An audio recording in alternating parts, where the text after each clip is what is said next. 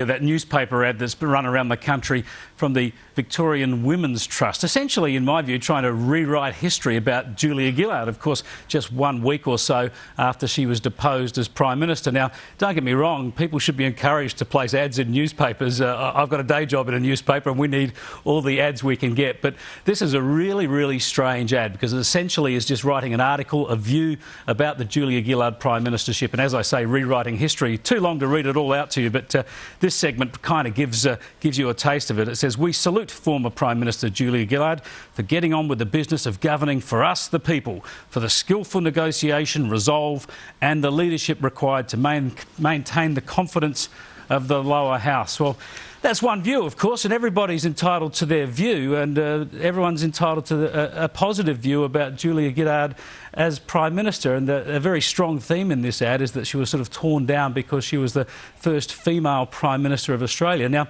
the point is, we've got to, I think, have enormous respect for anyone who can get to that position and hold that position, and I have certainly had that respect for Prime Minister Julia Gillard, and she'll always hold that place in history as the first female Prime Minister in this country. But the bottom line is she wasn't up to the job.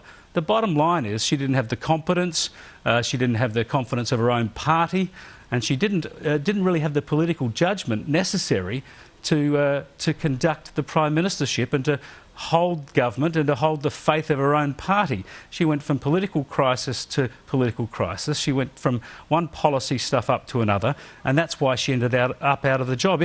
If she was good at her job, if she had the political judgment and the wisdom to conduct herself properly as Prime Minister, her own party wouldn't have dragged her down. It's not about her gender and it's not about unfair treatment from anybody else. It's about her own colleagues deciding she wasn't good enough for the job. She said a good government had lost its way when she tore down Kevin Rudd.